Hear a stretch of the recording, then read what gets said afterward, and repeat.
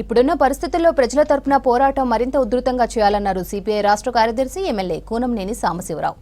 100 ఏళ్ల పాటు పార్టీ బతికి ఉందంటే ప్రజలు తమపై పెట్టిన బాధ్యత అన్నారు.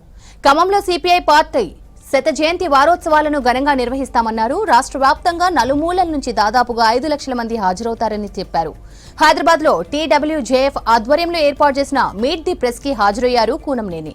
అడవిలో ఉన్న వాళ్ళేమో దేశద్రోహులు, విలాసాలుగా మొత్తం ఆ అడవి సంపదనంతా దోపిడీ చేసే వాళ్ళేమో దేశభక్తులు, పోరాటాలు మా హక్కులు కావాలనే వాళ్ళేమో దేశద్రోహులు, సంఘ విద్రోహులు, హక్కుల్ని అణిచివేసే కుట్రలు పడిన వాళ్ళేమో చట్టసభల్లో ఉంటారు.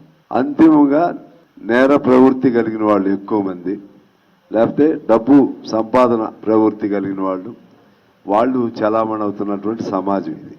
ఎక్కడ వైఫల్యం చెందాము అనేది ప్రజల్లో సహజంగా ఎప్పుడు ఒక క్లాష్ ఉంటుంది. ప్రజలు కాదు, సమాజంలో ఒకడు డబ్బు ఉన్నవాడు, ఒకడు డబ్బు లేనివాడు. డబ్బు ఉండేవాడిది తాత్కాలికంగా పైచేయి అవుతుంది. పెట్టుబడిదారు వ్యతిరేకులు, పెట్టుబడిదారుడిది తాత్కాలికంగా పైచేయి అవుతుంది. కారణం ఏంటంటే అన్ని సాధనాలు వాళ్ళ చేతుల్లో ఉంటాయి.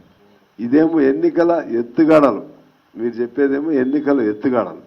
ఐడియాలజికల్ ఐక్యత అంటే ఏంటంటే టోటల్గా అందరం ఒకటి అవ్వాలి అనేది దాని బేసు, ఆరిజన్.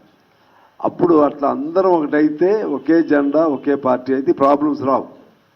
రానంతకాలం ఇదేమో అభిలషణీయం, అందరూ మంచి మనసుతోనే మంచి భావంతోనే కోరతాం.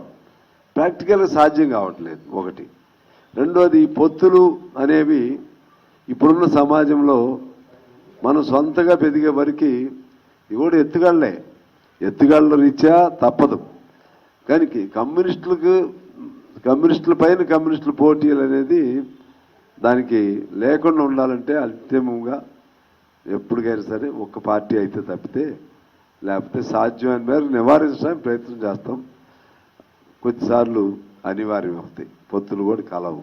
నేనైతే చెప్తాను, ఓపెన్గా చెప్తాను, అందరూ కలవాలి.